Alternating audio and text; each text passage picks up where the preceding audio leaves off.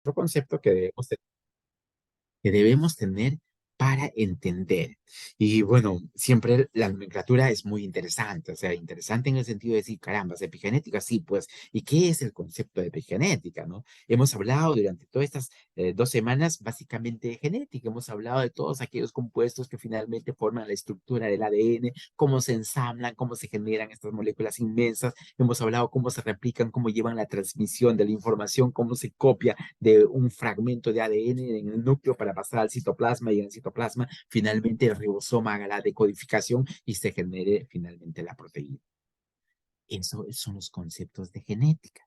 Reconocemos cuáles son esas bases nitrogenadas que intervienen en este proceso. Ya lo sabemos, cuál es la complementariedad de cada uno de ellos. Pero ahora viene el concepto de epigenética. Epi encima de qué? De la genética. Entonces vamos a ver algunos detalles que nos van a ilustrar un poquito, pero para esto de acá hay que contextualizar todo este concepto, cómo aparece, dónde aparece, quiénes son los que finalmente lo empiezan a intentar definir, intentan hacer lo posible de cómo se va encarando el proceso y vamos viendo esos aspectos que resultan siendo relevantes. Y obviamente con esos criterios vamos a iniciar el proceso. Vamos a hablar entonces un poco el concepto de epigenética. Veamos y decimos eh, epigenética. Veamos dos conceptos que debemos tenerlo muy claro. La definición conceptual resulta siendo importante en esto. Es ¿qué es el genoma? ¿Qué es el epigenoma? Son dos conceptos que yo debo tener muy claros.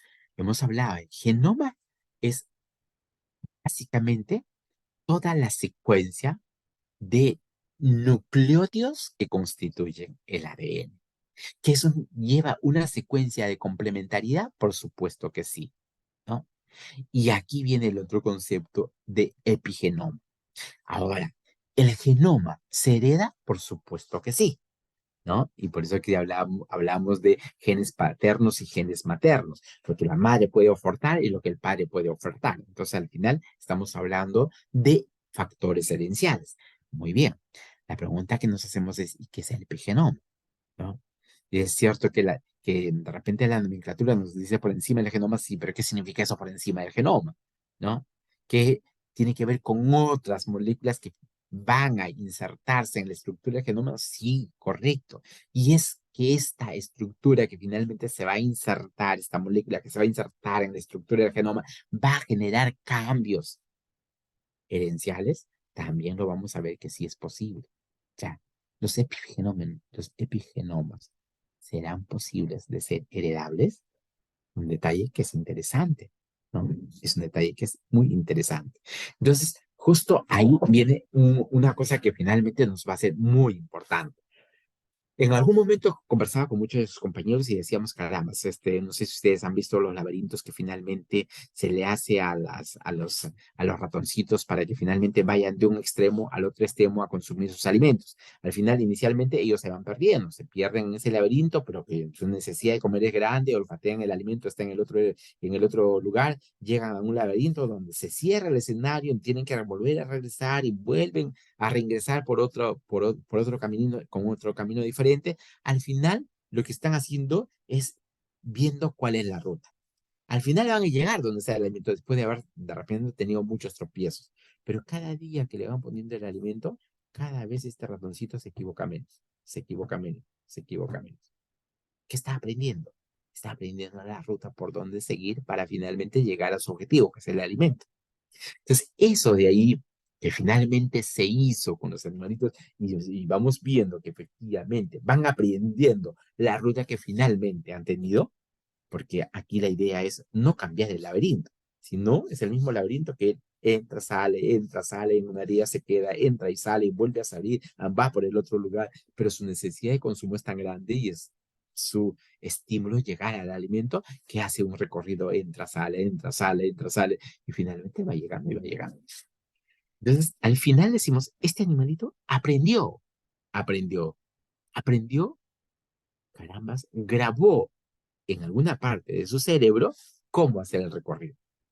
La pregunta que nos hacemos es, ¿ese animalito va a tener sus crías? Vamos a suponer que es una hembra. no va a tener sus crías y finalmente va a generar herencia en esas crías. Y la pregunta que nos hacemos es, esa memoria que aprendió la madre, ¿las crías lo podrán heredar? De tal forma que cuando ya estén en condiciones de movilizarse, hagan el recorrido mucho más fácil que la madre, tendrán la misma dificultad, tendrán mucha limitación en ello. Pues caramba, ahí surge justamente el gran reto. Y eso es un temario que aún todavía no he visto trabajos que finalmente se hayan podido abocar en eso para intentar ver si es que la memoria es heredable o no es heredable, ¿no? Porque ahí viene un reto muy interesante. ¿Por qué? Porque yo puedo comparar dos generaciones de ratones. Uno de ellos que le he preparado y finalmente ya llega al objetivo con suma facilidad.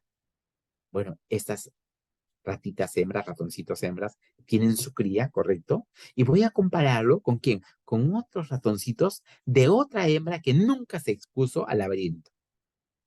Entonces, esa hembra nunca tuvo el conocimiento de cómo llegar. Pero fíjense, entre las dos crías del ratoncito que hizo todo el recorrido y finalmente lo hizo mucho más fácil después de haber practicado durante 2 o 3, 4 semanas, que sí lo hizo muy bien, versus esos ratoncitos que nunca se expusieron al escenario. Y yo voy observando cuánto demora la cría del ratón que finalmente hizo todo el laberinto y cuánto demora la cría del ratón que nunca se expuso al laberinto. Y si yo observo que las crías de los ratones que finalmente hicieron todo ese laberinto, lo hicieron en un corto tiempo, esta- estadísticamente significativo. Caramba, yo puedo llegar a la conclusión sin saber qué factores están involucrados en eso, así como lo hizo Gregor Mendel, sin necesidad de saber que existía ADN, sin saber que los ácidos nucleicos son la fuente de la herencia. Podemos observar y decir, sí hay cierto grado de memoria. Y podemos decir, la memoria es heredable. O mejor dicho, de repente la memoria se induce más fácilmente en aquellos padres que finalmente hacían ese tipo de recorrido. Chicos, yo les reto a que hagan eso. Hagan eso. Conságrense. Todavía no he visto trabajos en base a eso. Entonces ustedes pueden hacerlo, claro que sí. Y tienen que ser diferentes porque la diferencia está en hacer cosas nuevas, ¿no? Y es un trabajo relativamente fácil, ¿no? Solamente tener una camada, y hay que hacer todo lo necesario, que cuando se hace trabajos con ratones, tienen que ser de la misma camada, quiere decir que de la misma madre. No puedo coger ratones diferentes porque al final de cuentas el otro ratón puede ser mucho más habilidoso que el otro y mis conclusiones van a ser ya dispares y no son válidas. Pero si yo quiero identificar eso, pues yo puedo empezar a hacerlo. ¿Cuánto tiempo nos puede durar ese trabajo? Doctores, tranquilamente, en un mes lo podemos sacar. Yo pienso regresar lo más pronto posible a Perú apenas llegue. Me voy a poner en contacto con su delegado. Aquellos que estén interesados en hacer trabajo de investigación, con mucho gusto yo lo voy a coger. Y probablemente uno de los que vamos a hacer esto que les estoy contando. ¿Ya? Entonces, veamos esto con un sentido pragmático, ¿no? Pragmático de decir, carambas, qué interesante para mí son estas conceptualizaciones, pero yo quiero llevarlo al escenario de la experimentación y quiero verificar cómo es el comportamiento en ello, ¿no? Que es sumamente importante y sumamente interesante. Entonces, volviendo a nuestro tema, decíamos genoma, ya sabemos el concepto de genoma, entonces vamos viendo qué es el genoma, pues es un set de secuencias de ADN en la célula que posee instrucciones ¿para qué? Para la construcción de proteínas. Y aquí me detengo un segundito para decirle, el ADN solamente codifica ¿qué? Proteínas, nada más, ¿ya? No codifica otra cosa. Si yo, por ejemplo, les digo, el ADN codifica la heparina, pues caramba, alguien me tiene que decir, ¿heparina es una proteína? Si es una proteína, entonces sí codifica. Pero ya les digo que la heparina no es ninguna proteína. Por consiguiente, la proteína no es codificada por el ADN. ¿Ya? Si digo, la albúmina, sí, la albúmina es una proteína. Entonces yo tengo que saber de qué tipo de molécula me están hablando. Las inmunoglobulinas, claro que sí, son proteínas, también mencionaré que sí es, ¿no? Pero hay productos que no son proteínas. Y si no son proteínas, eso no está codificado acá en el ADN. O sea, y no está codificado en el ADN. Por ejemplo, una cosa súper sencilla que hicimos una clase con anticipación, la aldosterona es codificado por el ADN, que me dice sí, pues finalmente ya está en un grave error. Porque la aldosterona, ¿de dónde se origina? Se origina del colesterol. Y si se origina el colesterol es una proteína, no. Y si no es una proteína, no está codificado acá. No está codificado la aldosterona, la testosterona, tampoco está codificado los estrógenos, la progesterona, el calcitirol tampoco, que deriva de la vitamina D, pero la vitamina D deriva también del colesterol. O sea, todo eso de ahí no tiene codificación genética. Pero eso sí, tiene codificación genética todas las enzimas que intervienen para que el colesterol genere aldosterona, cortisol, testosterona, estrógenos, progesterona, calcitriol. Todo eso sí está codificado acá. Las enzimas que van a permitir generar todas estas moléculas. Entonces, es importante, y acá remarco, que de todas maneras resulta siendo muy necesario este asunto de recordar que el ADN solo codifica proteínas, nada más que eso. ¿Ya? El epigenoma, les decía, es un asunto de componentes químicos que van a marcar y van a modificar el asunto relacionado al genoma. El epigenoma, el epigenoma funciona como un puente entre el genoma y el ambiente que rodea al individuo. Este es un detalle súper importante, ¿ya? Entonces estoy hablando de cosas que finalmente están buscando conexión uno en relación al otro. Estos temas han sido de archidebate en la historia de la medicina, en la historia de la ciencia. Uno de los que debatieron mucho fue Darwin y Lamarck, ambos uno antecesor del otro, pero que finalmente justamente promovieron algunos aspectos de la discusión académica en este escenario. Ustedes recuerden Darwin, es un inglés, el que finalmente postuló el proceso de evolución que finalmente el hombre dio a seguir a través de los años. En cambio, Lamarck postuló justamente lo que en su época estaba muy establecido y de manera muy pujante este asunto de la generación espontánea, la vida, ¿no? Entonces, estos detalles finalmente chocaron mucho académicamente y se postularon muchas cosas y al final estos dos investigadores en un proceso de intercambio de conceptos plasmaron determinados detalles. Las ideas centrales de Lamarck finalmente estaban que la vida se originaba por generación espontánea. ¿Qué observaba Lamarck? Lamarck observaba que, caramba, un animalito que moría, pues finalmente se daba cuenta de que después de morir, pues aparecían un montón de gusanos, ¿no? Entonces, pero ¿de dónde aparecieron estos gusanos, no? ¿No? Entonces dice, la vida se genera de manera espontánea, decía, ¿no? La vida se genera espontánea. Pues obviamente todavía no tenía nociones de que habían ciertas larvas que finalmente contaminaban y esas larvas habían depositado sus huevos ahí y esos huevos empezaban su proceso de crecimiento y finalmente parecían los gusanos. Pero en ese momento él no lo vio así, pues muchos observaban y veían que finalmente aparecían pues gusanos en animalitos que habían fenecido, ¿no? E incluso no solamente animales que habían fenecido, sino una herida de alguna persona, veían que ahí aparecían también gusanitos. ¿Por qué? Porque finalmente había sido contaminada la herida y ahí empezaban a crecer. Por eso hablaban de la vida se origina de manera espontánea. Y así fueron una serie de apreciaciones que finalmente empezaron a dar tendencia innata a la perfección. Decían que la vida evoluciona en esa tendencia, buscando la perfección, buscando la secuenciación evolutiva de manera lineal, creciente, perfección. Y justamente aparecieron estos conceptos que trataban de consolidar lo que finalmente establecía. Pero como les decía, pues esto era un poquito la parte que contrastaban entre los postulados iniciales de Lamarck junto con la de Darwin. Y vamos viendo algunas características que finalmente Darwin empezó a intentar buscar como punto de soporte en tratar de verificar este proceso evolutivo.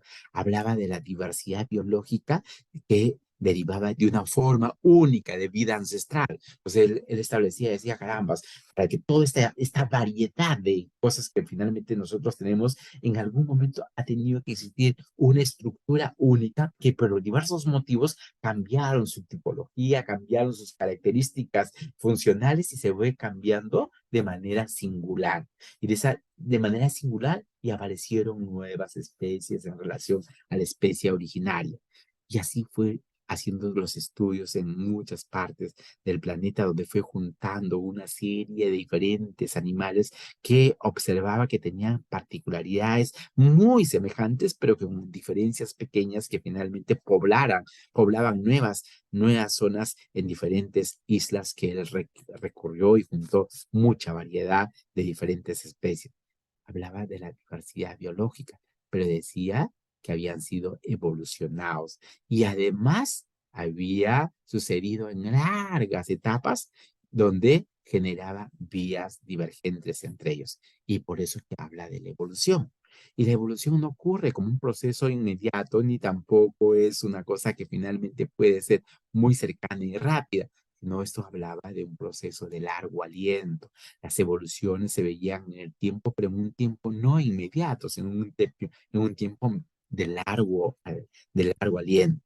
Por eso que las especies que reinaron el planeta, los Homo, que eran 5 especies diferentes, la única que finalmente sobrevivió y finalmente se perpetuó en el planeta es el Homo sapiens. Todos los demás desaparecieron.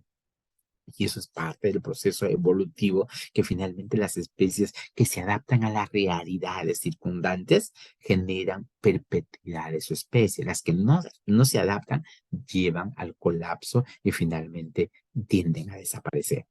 Entonces, esto finalmente son los postulados que finalmente derivaron en esta contrastación académica entre Darwin y Lamarck.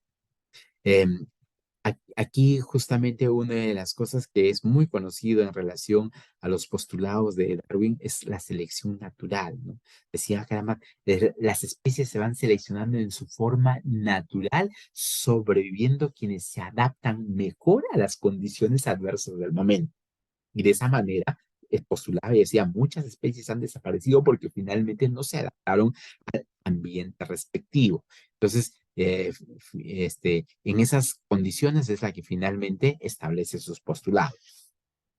Y vamos viendo de manera rápida esto de acá, que finalmente solamente nos permite a nosotros tener los argumentos de cómo ha venido ocurriendo este proceso de selección a través del tiempo. Entonces, va a haber diferentes postulados que al final mantuvieron durante todo el tiempo sin ser modificados a través de sus obras posteriores. Y aquí viene el concepto que finalmente necesitamos ahondar. Este concepto de epigenética es un concepto moderno, reciente. La genética tiene aproximadamente en vigor, con conocimiento pleno de su estructura, menos de una centuria. Recuerden que en 1953 le dieron el premio Nobel a Watson.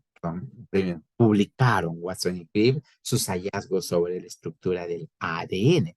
1953. O sea, el 2053 recién van a cumplir 100 años. ¿Ya? Entonces estamos hablando de un periodo corto, de cómo esta estructura de la célula finalmente está siendo reconocida. Y en esta estructura de la célula no solamente son estos los componentes que hemos mencionado, pero también hemos hablado de las llamadas histonas. Las histonas hemos mencionado que son proteínas que permiten que el ADN se enrolle sobre su superficie. Son estructuras octaméricas que finalmente van generando este proceso.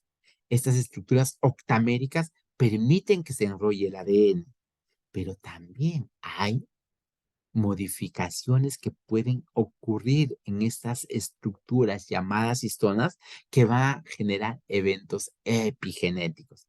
Y esos eventos epigenéticos es lo que finalmente vamos a ir haciendo hincapié. No sin antes recordar a lo que Newton decía. Ustedes saben muy bien, este gran matemático inglés, ¿no? Isaac Newton, el que descubrió la teoría de la gravedad, ¿no? Donde finalmente todos los cuerpos son atraídos por cuerpos donde tienen una mayor masa y tienen mayor densidad. Entonces, este es un concepto muy, muy interesante. Y hablando de eso, no podemos dejar de mencionar a lo que Stephen Hawking también habló de los agujeros negros, ¿ya? Para que ustedes tengan conceptos de cultura general. ¿Qué son los agujeros negros? Son gran cantidad de masa altamente condensada. Hacen una especie de analogía donde dice, si la Tierra finalmente se condensara, cada vez más se condensara y llegara a ser del tamaño de una pelota de fútbol, en ese momento se transformaría en un agujero negro. Entonces piensen que estos agujeros negros son materia altamente concentrada, donde la luz que ingresa, luz que no sale. Por eso que en el cosmos se ve como una estructura oscura, que da la apariencia de que sea un hueco y no es ningún hueco, ¿no? Y es negro porque no se puede iluminar, porque los fotones de luz que ingresan, ninguno sale. Y si no sale, no hay forma de verlo. Nosotros miramos gracias a que los fotones de luz rebotan y rebotan en nuestra retina y nosotros podemos visualizarlo. Pues si esa materia succiona todo, pues nunca lo vamos a ver, por eso se llama agujeros negros. Pero esto les cuento en razón de mencionar a Isaac Newton que habla, cuando las fuerzas se unen, la eficacia se multiplica, ¿no? Son cosas que es muy importante recordarles. Entonces, aquí viene la epigenética, el estudio de cambios de la función de los genes que son heredables. ¿Ya? Y aquí viene el concepto muy interesante. Genes que son heredables. Pueden ser por mitosis y meiosis, pero que no conlleva ninguna modificación del ADN y que puede ser reversible. Esta variabilidad genética sin cambios. Quiere decir, yo tengo toda mi secuencia de ADN exactamente igual, pero se ha sumado algo a eso que lo va a modificar. ¿Lo va a suprimir o lo va a activar? Y eso es el concepto de epigenética. Factores diferentes a la estructura del ADN que finalmente me pueden generar cambios en la expresión o la supresión de una parte del gen en la cual se están insertando. Y es muy importante esto de aquí, reconocer qué sustancias son las que juegan ese rol, porque hay muchas sustancias que finalmente ya han sido reconocidos, que tienen efectos epigenéticos y que finalmente han activado, ¿qué cosa? Genes llamados protoncogenes. Esos genes llamados protoncogenes, cuando son activados, justamente se vuelven en genes oncogenes, que finalmente generan tumores. Pero ¿quién lo precipitó a eso? Cambios epigenéticos, sustancias que se han adherido, sustancias que se acoplaron, sustancias que permitieron que la expresión de ese fragmento del gen se haga sumamente evidente. Si ustedes ven aquí, miren, eh, el código genético humano eh, finalmente en su secuencia básica no va a sufrir ningún cambio, ¿ya? Pero cuando en esa secuencia empiezan a acoplarse determinadas moléculas como el metilo, va a generar cambios en la expresión de esta parte del gen. Esos cambios en la expresión de esa parte del gen puede significar que se exprese más o que se suprima, dependiendo de las características de la zona que ya finalmente ha sido considerada. Pero también eso puede ocurrir cuando hay asociación a las proteínas que están sirviendo de soporte. ¿Dónde? Soporte al ADN. Entonces, aquí va a haber factores epigenéticos cuando se unen a estas proteínas, que son las histonas. Estas histonas pueden sufrir cambios y pueden aparecer modificaciones en la expresión del gen. Eh, Esta propuesta de epigenética se desarrolla en 1987, le estamos hablando relativamente, casi 30 y tantos años, o sea, no más, ¿no? O sea que estamos hablando casi un poquito de, de que hay detalles que han aparecido en la genética y la genética ha avanzado muchísimo justamente después de la década del 50. O sea, ni siquiera hemos cumplido 100 años de los grandes avances que se han dado en la genética. Entonces, resulta siendo muy importante tenerlas en consideración porque aquí estamos hablando ya de roles moleculares en la expresión. Mendel hizo sus postulados en el siglo XIX. Sí, pues, lo hizo en el XIX, pero no sabía nada de ADN, no sabía nada que existía ácido nucleico, no sabía de qué estaba constituido, no lo sabía nada de eso. Pero molecularmente estamos hablando básicamente de la década del 50 hacia adelante, donde Watson y Crick hicieron los modelos respectivos y de ahí aparecieron una serie de investigadores que empezaron a pensar en otras nuevas posibles situaciones funcionales que posteriormente se dieron. Entonces, aquí estamos viendo que hay genes que van a funcionar, mejor dicho, estos eventos epigenéticos se van a generar dentro de las funciones de los genes a dos niveles. El primer nivel, en la transmisión del material genético. Fíjense, doctores, estamos hablando de factores epigenéticos que pueden transmitir información genética, generación a generación, lo que sería justamente el campo de la genética. O sea, un evento epigenético puede ser heredada ¿en quién? En la siguiente generación. Ejemplo, les voy a poner ejemplo en relación, por ejemplo, al cáncer de mama. El cáncer de mama está muy asociado a los genes BRCA, ¿no? Estos genes BRCA finalmente son genes o llamados protoncogenes que finalmente cuando no han sido activados están en su forma inactiva. Pero por diversos eventos y dentro de los cuales eventos epigenéticos se activa y aparece el cáncer de mama. Y aquí me está diciendo justo esto. Aparece el cáncer de mama. Perfecto. Pero esa madre que tiene cáncer de mama finalmente decide tener un hijo o lo tiene al hijo ya y es otra dama. Pues ese factor epigenético que generó el cambio de esa secuencia de moléculas de ADN donde los protoncogenes no estaban expresadas, se expresa en la siguiente generación. Hay herencia de primer nivel.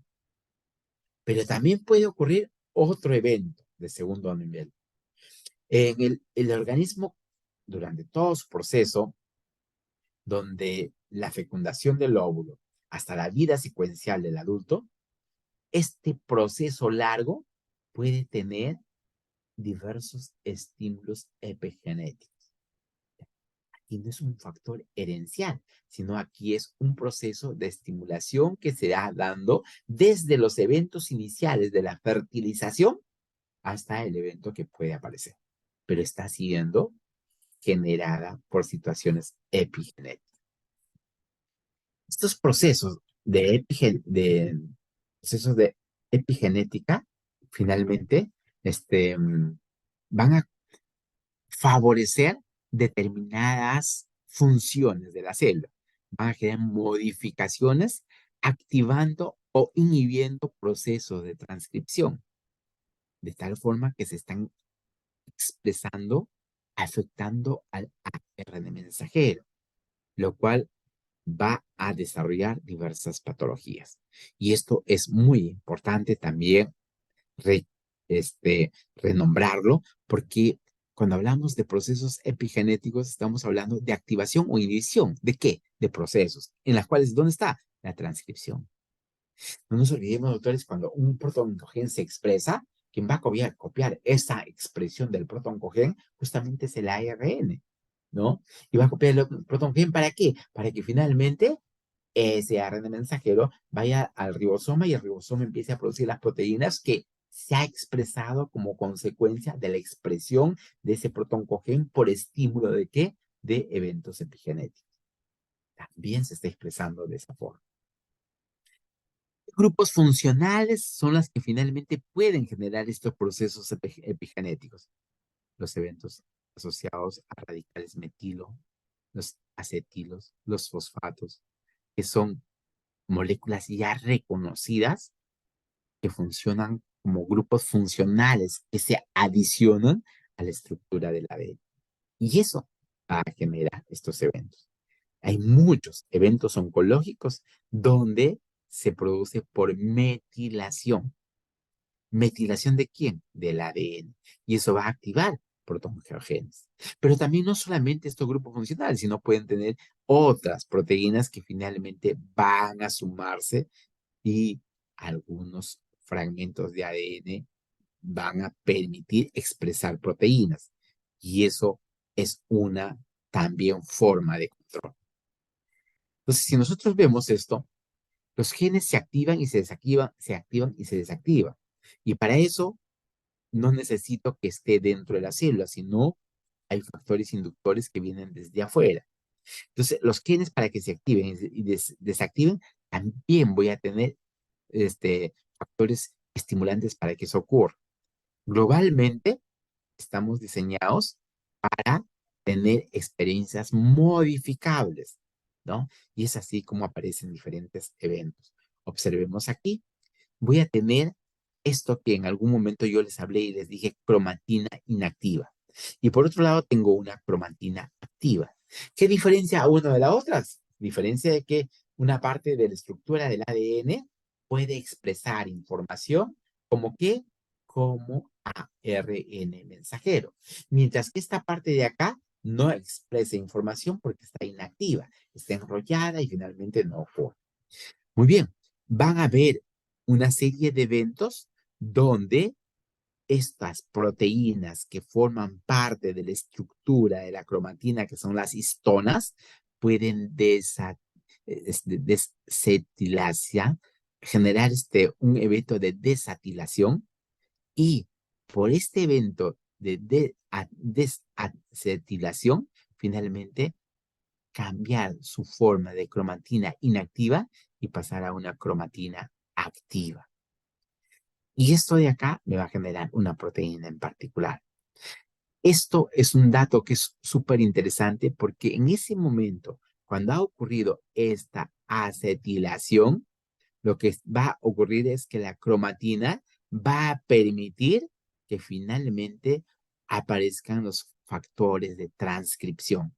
Y dentro de esos factores de transcripción va necesariamente estar involucrado todo ese mecanismo que explicamos la clase anterior, donde tengo la DNA polimerasa, la helicasa, ¿no? la primasa, todos ellos, ¿para qué? Para expresar esta zona donde la acetilación en la cromatina inactiva ha permitido activar ello. ¿Ya? Estos factores de inducción o factores de transmisión o transcripción al final van a estar cerca del promotor para que esto de acá pueda ocurrir.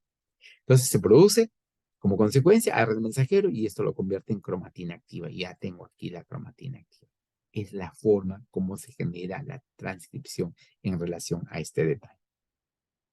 Este es un gráfico que finalmente me ilustra lo mismo, donde yo tengo el ADN de la doble cadena respectiva y para yo expresar algo, yo necesito que esa doble cadena esté desenrollada. Una vez que esté desenrollada, mira, tengo acá las proteínas que son las histonas, donde finalmente se está girando el ADN, pero cuando ocurre que va a haber una serie de sustancias que se están acoplando a esta proteína, va a permitir la expresión de esta parte. Aquí está enrollada y aquí está desenrollada. O sea, se está expresando parte del ADN que inicialmente estaba enrollando a las histonas. Esto de aquí nos va a generar modificaciones. Fíjense, en clase anterior hablamos un poquito sobre mutaciones. Yo le decía que las mutaciones son eventos muy normales que ocurren a través de millones de procesos de ciclos celulares de manera espontánea. Pero también habíamos mencionado que las mutaciones pueden ocurrir de manera inducida. Entonces, y hablamos de los rayos X, hablamos de luz ultravioleta, habíamos hablado de varios factores inductores de la transcripción, como bacterias, virus. Todo eso de allí me llevaba a mutaciones, ¿ya? Entonces, en ese proceso había que de todas maneras ir reconociendo estos aspectos. Estas mutaciones que finalmente van a generar cuando se trata de eventos epigenéticos por sustancias como la metilación, la acetilación y esos detalles, va a modificar por eventos epigenéticos, a eso le vamos a llamar epimutaciones. Cuando la programación de esta epigenética define una expresión de genes, vamos a llamar estado epigenético. Quiere decir, ha habido una mutación, correcto. Eso se está expresando, eso es un estado epigenético. ¿Cómo? En este caso, el evento epigenético ha generado una expresión respectiva. Esto de la programación epigenética puede verse en condiciones ambientales que influirán en el fenotipo. ¿Qué es el fenotipo? Es la expresión externa de la estructura corporal que codifica un determinado gen, pero en este caso ya acompañado de eventos epigenéticos, de tal forma que va a influir en el fenotipo de un organismo, por supuesto que sí.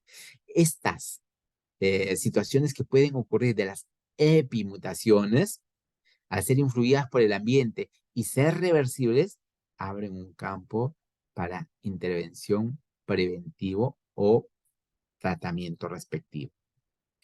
Hay tres mecanismos que controlan la expresión de genes a nivel molecular. El primer mecanismo, que está tempranamente en el desarrollo, uno de los cromosomas X se va a inactivar. Esto es muy interesante recordar, mientras el otro permanece activo. Estamos hablando de una dama que tiene cromosoma XX, uno de sus cromosomas está funcionando muy bien, pero cuando nosotros empezamos a tener este proceso de duplicación del ADN, justamente el ovocito, antes de eso, primero tiene que empezar estamos hablando de células germinativas, entonces las ovogonias tienen en total 46 cromosomas, pero no pueden hacer 46 cromosomas, necesitan ser solamente 23 cromosomas para que se junten con los 23 cromosomas de espermatozoide. Por consiguiente, tienen que entrar en una etapa de meiosis, y al entrar en una etapa de meiosis, justamente uno de los cromosomas X va perdiendo actividad, y al perder actividad es porque está ocurriendo eventos epigenéticos asociados a metilación y demetilación del ADN. Y es una etapa muy interesante en los eventos postmitóticos de la célula. O sea, en una célula eucariótica que sigue el proceso de mitosis, puede ocurrir con toda certeza estos eventos que estamos mencionando. Este primer mecanismo significa el estado epigenético puede ser cambiado si hay división celular en una células o en las que no se divide. Miren acá este segundo, ya tiene que ver con histonas. Modificaciones químicas de las histonas permiten que esta cromatina puede cambiar y permitir acceso a genes y su expresión de los mismos.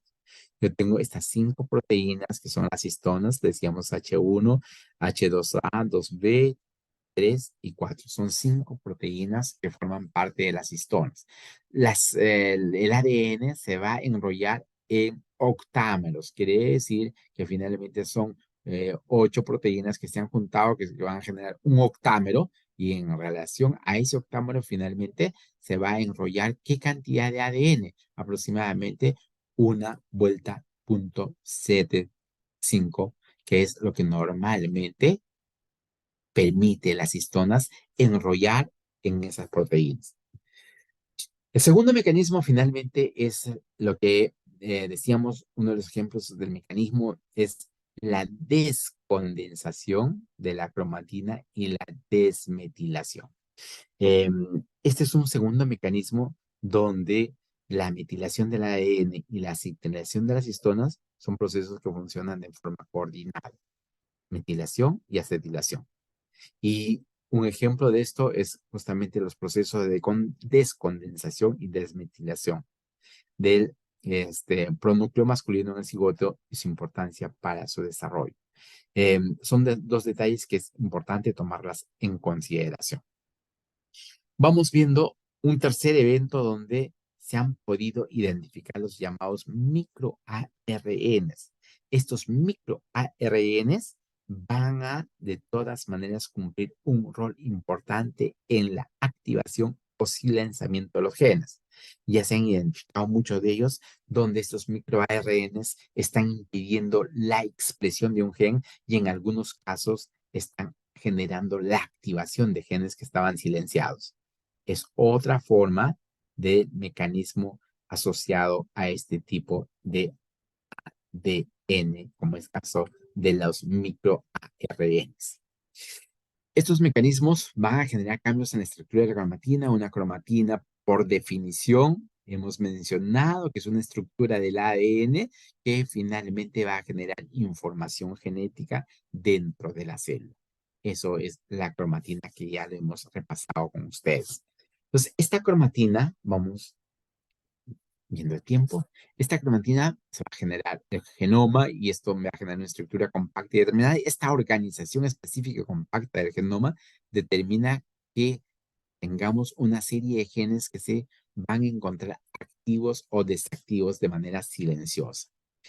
Uno de los eventos principales de los mecanismos de eventos epigenéticos son las modificaciones químicas inducidas enzimáticamente en el ADN, que es las metilaciones, ¿no? Y en las histonas, metilaciones, acetilaciones, fosforilaciones, que son introducidas enzimáticamente. Las enzimas son proteínas, sí, pues, que regulan la condensación del ADN. Claro que sí, ya les decía a ustedes en clase que este ADN es tan grande para estar dentro de ese núcleo pequeño, para estar dentro de ese espacio pequeño, necesita enrollarse muchísimo. ¿Y dónde se va a enrollar? Usando estas histonas de estructuras octaméricas para dar 1.75 vueltas a través de ellas. Esto de aquí es lo que finalmente es importante regular. Esta expresión genética eh, para que se pueda expresar dependiendo de la característica del ADN, si está condensada o no está condensada, si está expresándose o no está expresándose, va a permitir la expresión genética. Cuando hemos mencionado y decíamos de la heterocromatina constitutiva, esa heterocromatina constitutiva no expresaba, no generaba expresión génica. Entonces, ahí también la pregunta que puede hacer, si es que se aparecen inductores de metilación y en algunos casos acetilación, fosforilaciones en la histona y de repente también en alguna estructura del ADN, esas estructuras que hemos mencionado que tienen características de ser heterocromatina constitutiva, en algunos casos pueden expresar. Generalmente lo van a hacer esa heterocromatina facultativa. Estos eventos de modificaciones epigenéticas van a sufrir, que sufren las histonas, va a depender de su grado de afinidad en la zona que finalmente es afectada en su proceso de condensación. Por tanto, estas pueden expresarse dependiendo de este grado de afinidad. ¿A quién? A las histonas. Las metilaciones que ocurren en el ADN ocurren en sitios que son llamados promotores génicos, que son las regiones que se encargan de expresar o no expresar una determinada parte del gen. Y eso está al inicio del gen. Muchas veces también no está ni siquiera al inicio, sino está a muchos nucleótidos del inicio, ¿no? En la zona del operador, promotor, que finalmente necesitan ser conectados, pero para eso necesitan que se exprese esto. Esto finalmente nos va a dar luces a dos detalles adicionales. ¿Cuáles son esos detalles adicionales? Es que mientras más metilaciones tenga un gen en su promotor, va a estar más silenciada su expresión. Es un detalle muy importante. Yo tengo más metilaciones en la zona del promotor y voy a hacer todo lo posible de que no se exprese la zona del promotor. Y eso es lo que va a silenciar la expresión de la expresión en este caso del gen. Dado que en nuestra descendencia se hereda una serie de cromosomas asociados al ADN, histonas y otras proteínas, estas marcas epigenéticas van a generar una expresión de genes donde en la descendencia transmitido a los hijos. Entonces, estamos generando herencias epigenéticas que se van a expresar genéticamente en la transmisión de los hijos. Por eso que antes les hablaba y les ponía el ejemplo de aquellas madres que tenían cáncer de mama, que pudieran trascender y expresar dónde, en las descendencias, cuando han sido también inducidos por eventos solamente epigenéticos. Eh, Justo se hicieron unos estudios muy interesantes que más o menos llevaron en el tiempo 6 meses este, en Holanda, justamente en la plena Segunda Guerra Mundial, donde los nazis habían cercado toda una serie de poblaciones circundantes y finalmente más o menos murieron esta cantidad de personas solamente en esta etapa de hambruna en el invierno holandés, donde los nazis habían cercado toda una serie de rutas de acceso y murieron gran cantidad de personas de una población aproximadamente que tenía esta cantidad de personas. Eh, y justo, y muchas de ellas, de estas 4.5 millones, estaban embarazadas, ¿no? Que se vieron obligados a sobrevivir con menos de 900 calorías por día. Pues estaban consumiendo sumamente discretamente, muy bajo, y al final empezaron a hacer indagaciones qué pasaba con estos niños que habían nacido de estas embarazadas con una carga calórica muy discreta para ver si había habido alguna situación adversa. Entonces, esto ocurría justamente por el embargo alimentario que finalmente ocurrió en plena Segunda Guerra Mundial por el gobierno nazi a la Holanda Occidental. Y, como decíamos, de estas poblaciones, muchos de estas personas murieron por este proceso de hambruna y algunos que vivían con 900 calorías al día, pues finalmente aquellas mamis se quería observar qué cosa pasaba con esa cantidad de niños que habían de alguna otra manera sobrevivido a esas circunstancias. Entonces, eh, más o menos había así un promedio de 20.000 personas que habían llegado a una situación de hambruna severa. Hicieron investigaciones que documentaron los nacimientos de la época, hicieron seguimientos a lo largo del tiempo de esos niños nacidos de esas madres que sufrieron tales privaciones y observaron algo que fue interesante. Empezaron a observar alteraciones en el desarrollo y en la adultez. ¿Qué alteraciones empezaron a notar? Bajo de peso al nacer, era bastante obvio, pero luego empezaron a tener eventos de diabetes. Con el tiempo empezaron a hacer obesidad, ¿ya? Coronariopatías, patologías oncológicas, fetos anormalmente pequeños. Todo eso de acá empezaron a observar en este grupo de madres que al final habían sobrevivido a la hambruna y que consumían solamente 900 calorías por día. Entonces, aquí resultó siendo paradójico y decíamos, carambas, ¿cómo un niño que acaba, que nace con bajo peso, acaba siendo obeso? Y ahí es donde justamente empiezan a buscarse una serie de indagaciones para buscar explicaciones, ¿no? Y estos fueron observados siguiendo un patrón nutricional, actividad física, viendo si había consumos de sustancias nocivas, alcohol, tabaquismo, si había contaminación ambiental en el escenario donde estaban, había estrés psicológico, cambios de horarios que pueden haber modificado los patrones de metilación que finalmente se estaban generando, alteraciones en las marcas epigenéticas que podía asociarse a enfermedades cardiovasculares, respiratorias, neurodegenerativas y también cáncer. Y finalmente, bueno, empezaron a dar detalles sobre estos eventos, donde estos eventos llamados epigenéticos y que finalmente con, de alguna manera, correlacionaban a la carga genética que tenían, se consideraron los eventos como mecanismos independientes que participaban en estas situaciones de carcinogénesis. Secuenciación completa del exoma de varios tipos de cáncer que han dado como resultado el inesperado descubrimiento de mutaciones. Aquí empezaban a haber cambios importantes en la secuencia del exón de estas células que finalmente generaban ese resultado del evento oncológico. Y otro detalle que observaban era la inactivación de los genes que finalmente eran controlados por eventos epigenéticos. Estas mutaciones permitían que los patrones de metilación del ADN que modificaran las histonas y reubicaran los nucleosomas.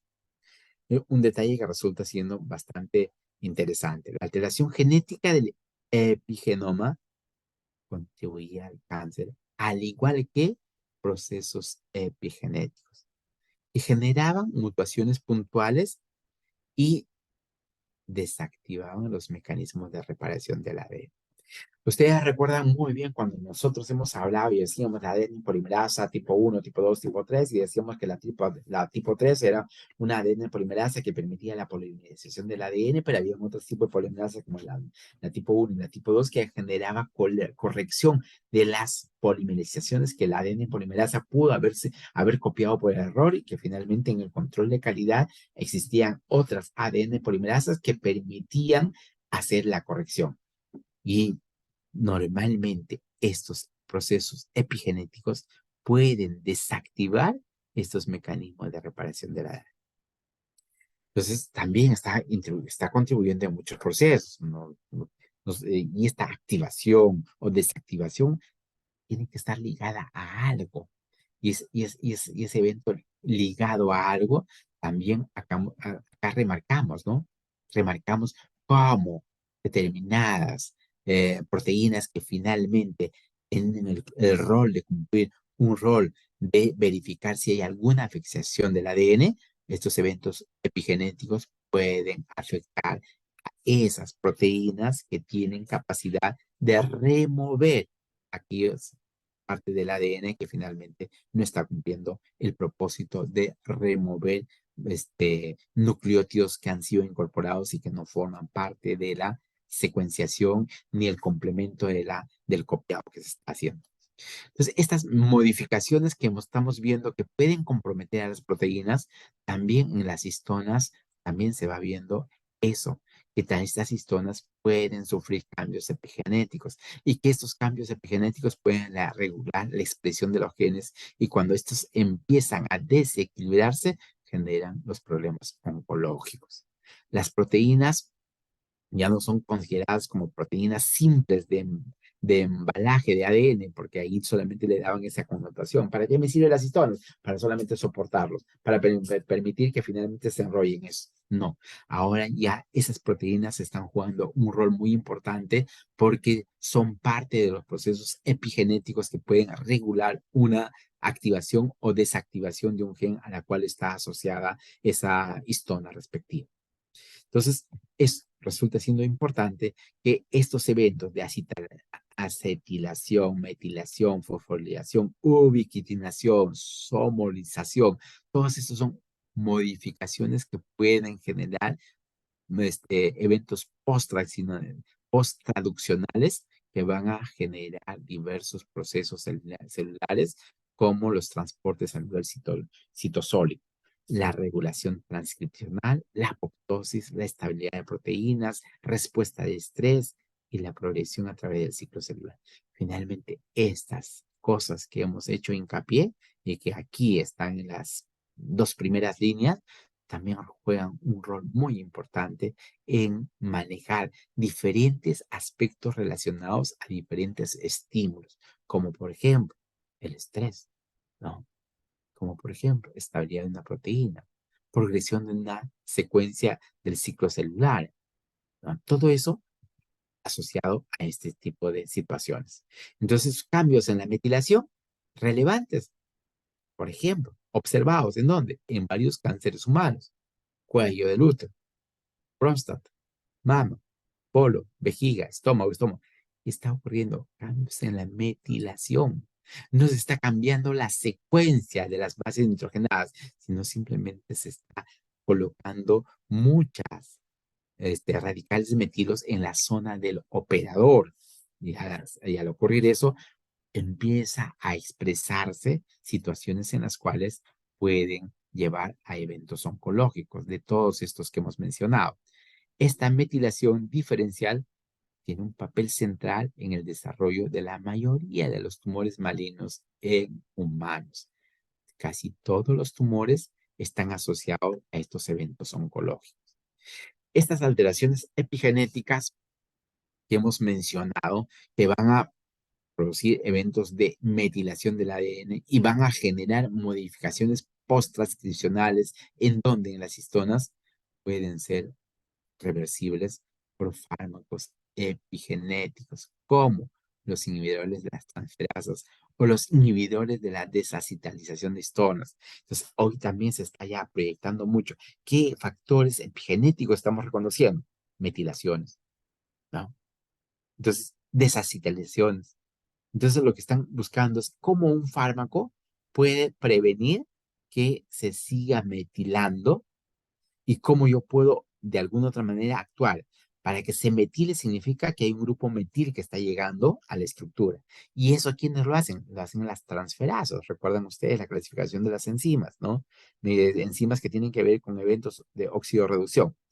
Pero también hay otro grupo de enzimas que tienen que ver con los eventos de transferasas, ¿no? Y esas transferasas son importantes, porque son los que van a transferir grupos funcionales, como el metilo, el grupo amino, el grupo carboxilo. Son, dependiendo del grupo funcional, va a haber transferencia y de esa forma se va a reconocer también. Pero también inhibidores de qué? Para que no se desatilen las histonas, para evitar esa desatilación. Entonces, vamos viendo que esto de acá es muy importante en este proceso.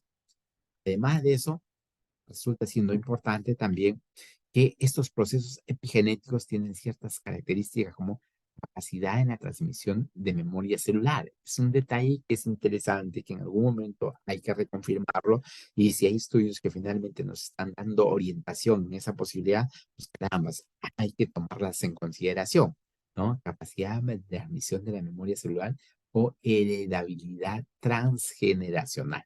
Eso que finalmente estamos queriendo hacer con los ratones, eso podría confirmar esto de que estamos viendo.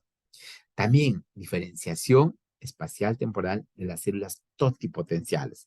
Y hemos hablado que son las células totipotenciales, son aquellas células que tienen capacidad de reproducir células embrionarias y también células extraembrionarias. O sea, producen placenta y todas las células del embrión. Son las llamadas totipotenciales.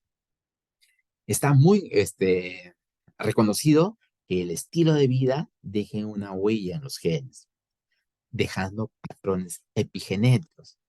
Los malos hábitos también marcan huellas epigenéticas. Esta puede tener un criterio de reversibilidad de las modificaciones, sí, pero lo importante es evitar o eliminar esos hábitos nocivos que modifican nuestro estilo de vida. Si yo quiero revertirlo, tengo que remodificar mi estilo de vida. ¿Y para qué? Para evitar tener efectos negativos fisiológicos que van a cruzar con modificaciones en los eventos o patrones epigenéticos. Fíjense acá, y digo, el medio ambiente, la nutrición, el nivel de estrés, hábitos y estilos de vida y los factores psicosociales en que un individuo se cría y se forma podrían potencialmente modificar nuestro epigenoma. Y eso tiene mucho de realidad. Ustedes observan este escenario. Estas personas que viven acá, bueno, en este caso es un incendio, pero hay una serie de fábricas que emanan este tipo de sustancias tóxicas. Y en esas sustancias tóxicas, pues hay una serie de inductores, una serie de inductores. Si tengo acá una población cercana, todo este consolidado de sustancias químicas nocivas, lo van a, de todas maneras, percibir estas personas que viven cerca. Esto de aquí es un evento ambiental. Pero este evento ambiental va a influir en este proceso. Por eso cuando nosotros decimos, yo estoy al lado de un fumador, pero yo no fumo, pero ese fumador está llevando gran cantidad de sustancias tóxicas que yo lo estoy capturando. Y de manera pasiva estoy fumando. Y de manera pasiva, esas sustancias que han ingresado a mi cuerpo van a ir modificando determinadas áreas de mi ADN y yo puedo hacer un debut oncológico por solamente haber inhalado aquellas cosas tóxicas que el fumador está eliminando en cada cigarro que enciende. Factores ambientales que me generan patrones epigenéticos que pueden ser heredables. Pero qué interesante tener una vida diferenciada, donde tenemos, carambas, un confort en una zona donde los factores de polución están en sus mínimas expresiones, ¿no? Y tener ese confort me ayuda a preservar y evitar los cambios epigenéticos. ¿Quién estará más estresado? ¿El que vive acá? Por supuesto que sí. ¿Y quién tendrá una paz emocional y tranquilidad? ¿Quién vive por acá? Por supuesto que sí, ¿no? Leer un libro de bioquímica en este césped, bajo esta sombra de este árbol, rodeado de flores, debe ser sumamente delicioso, ¿no? Que leer un micro donde todo el mundo te golpea y encima de eso, carambas, no tienes la estabilidad y encima de eso tienes que mirar al costado porque ahí están los pirañas de todos los días, pues oye, el grado de estrés aumenta de manera importante. Factores ambientales. Entonces, doctores, no nos olvidemos que también los eventos epigenéticos me van a cambiar la expresión de un gen dependiendo de qué tipo de situaciones se han generado. Pero la metilación y la desacetilación son cosas muy reconocidas en este proceso de expresión de genes, de mejorar su expresión o suprimir su expresión. Muy bien, doctores. Les agradezco por su paciencia, su buena disposición. Voy a proceder a su registro de asistencia. Necesito que activen sus